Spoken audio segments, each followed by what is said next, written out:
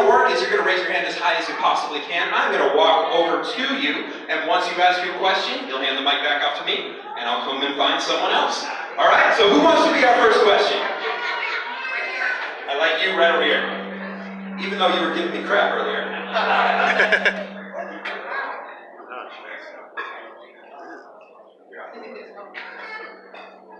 Who would you say was... Yep, I think it's too close. Yeah, they might be too close. So get closer, that makes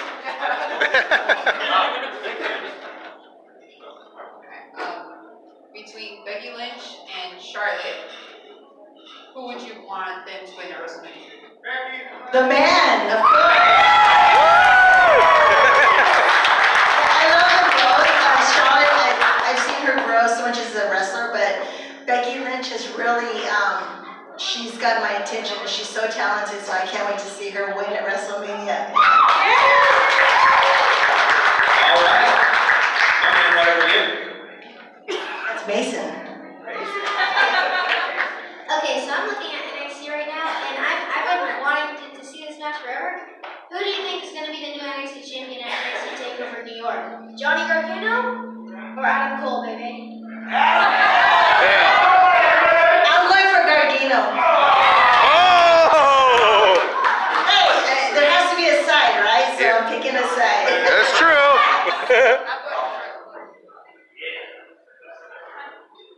All right. See those hands, guys? Right over here. Vickie, you have been one of my biggest inspirations. But I want to know, what was it like working behind the scenes and being involved in like the women's Royal Rumble and being involved in every WrestleMania? Working, with the Royal Rumble, it was such an experience. It was our first time that the women were going to have their first pay-per-view, and of course the surprises of me and Molly Holly and Tori Wilson. It was such a great experience because I found out in December that I was going to be in the Royal Rumble and I couldn't say anything. So that weekend we showed up on a Friday and we rehearsed all day Saturday, and it was more of a sleepover because we just kind of hung out and got to, meet new people and meet the new current girls on the roster. It was a great experience, and then to be able to put a whole match of 30 girls together was a big project. And I did try to win in so many ways, but they wouldn't let me win. But, to be able to be put in the main event was just an honor because that was something we weren't expecting. And Triple H told us right before we were going out that we were going to be in the main event. So it was a great night. I was glad I was part of it.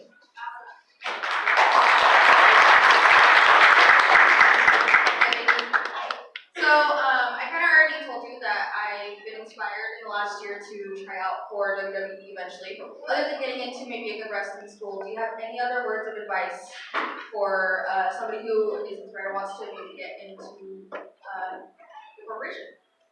My biggest advice is because of what y'all see on TV as far as the fame and the lights and being able to have the experiences that we do, there's a lot of sacrifice. It means being away from family for a month at a time. It means being disciplined with your diet, working out, and it's a lonely job because you're in a hotel room, you're by yourself, you travel all night to the next city. Sometimes it's 5 or 6 hours at night you're traveling, and you have to love it first and have respect for it in order for it to work. And the only reason I got respect for it is because I married into it, and that was something that I had to learn a long time what the respect was and the love of the industry. And I learned that it fed my family and it kept us healthy and it kept us, it was a family affair. So, if you're going to be in the wrestling industry, make sure that you're going to believe in it first and that you believe in the character that you want to be. Because if you're in it for the money, you think I'm going to get this money and fame and I'm going to be on TV, it's not all that it is. You have to really sacrifice a lot.